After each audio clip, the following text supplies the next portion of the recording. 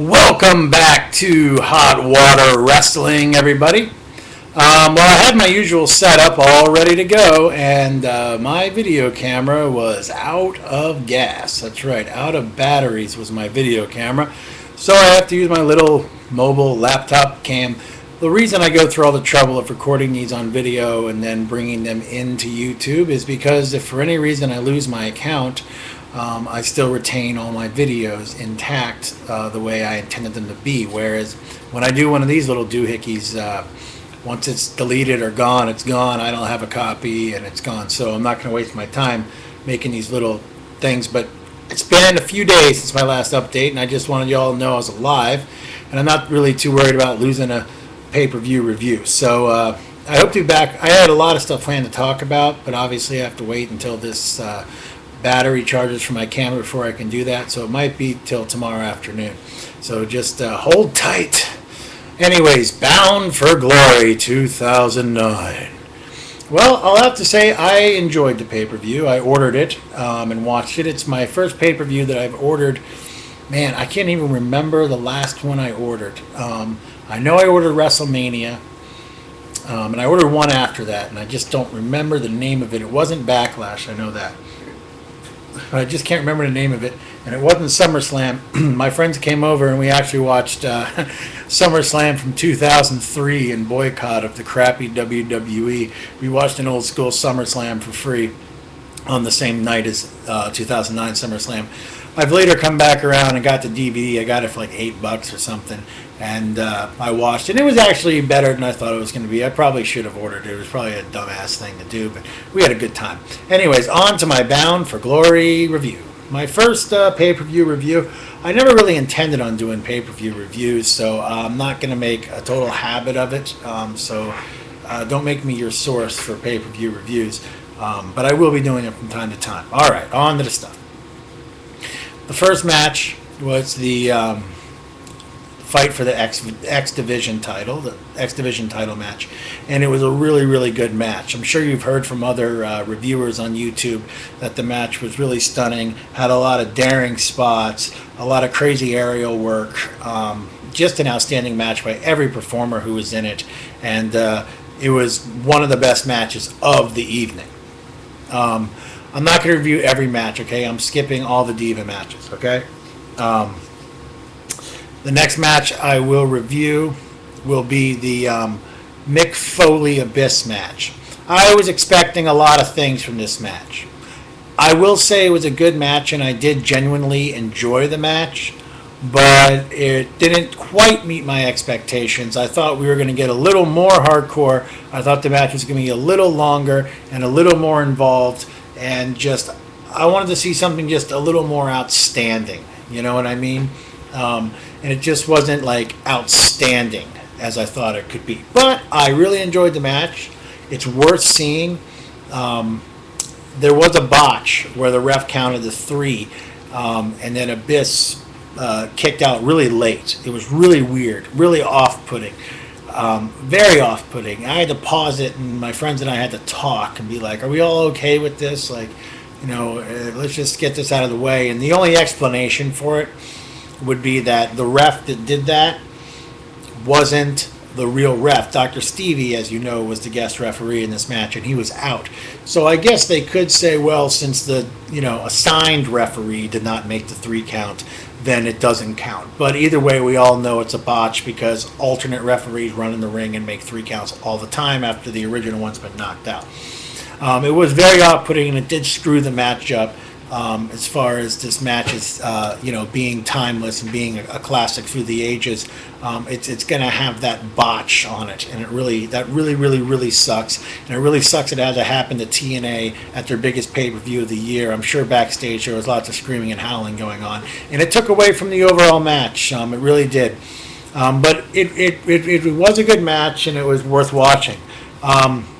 Samoa Joe versus Bobby Lashley. I really enjoyed this match. Reminded me of the Kurt Angle Samoa Joe matches from a few years ago. A lot of good mat wrestling, a lot of good technical stuff, a lot of just good old-fashioned hard-nosed wrestling going on there. I thought it was a very good match, and I enjoyed it very much. on to Matt Morgan and Kurt Angle. I thought this match could have been better. I really did. I was a little disappointed. Like, again, there was no bad matches on the card, and it was a very good pay-per-view. I did enjoy it. I'm happy I ordered it, and we had a good time. But I thought the Kurt Angle Matt Morgan match could have offered a little more. Oh well. But I will say it was a good match, and I look forward to seeing Matt Morgan in the future on TNA. As we all know, he's part of their future.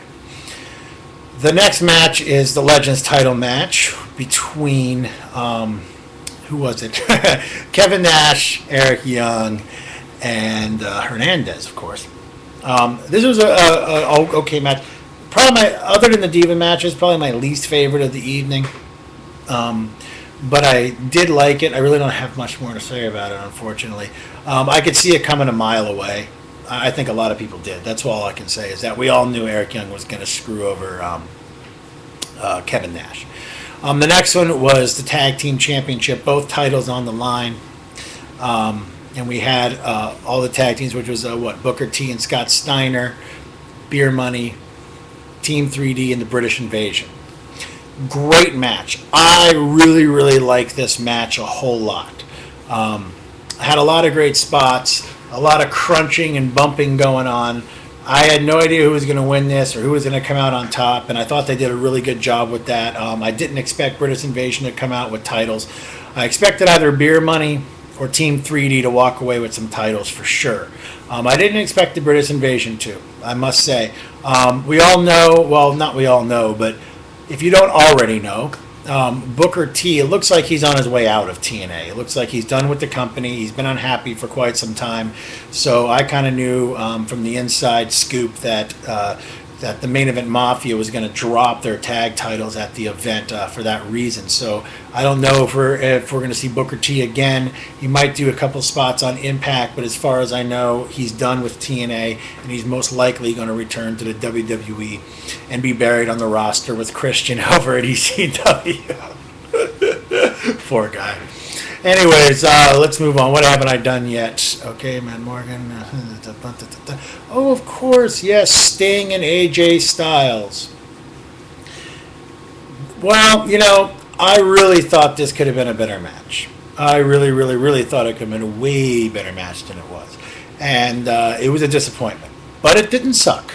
Okay, nothing on Bound for Glory sucked. Don't be afraid to watch it. It's pretty good. But this match could have been one for the ages. I felt that the Kurt Angle AJ Styles match on the 3-hour special of TNA Impact previous week was a much better match. It was a pay-per-view quality match. It sucks that match actually had to end via time limit constraints. But that Kurt Angle AJ Styles match kicked ass. This Sting AJ Styles match, they just kind of went through the motions. It is what it is. There wasn't a lot of grudge there. There wasn't a lot of heat there because they're buddies and friends. And I think that might have taken away from the match a little bit, all the good guys and everything.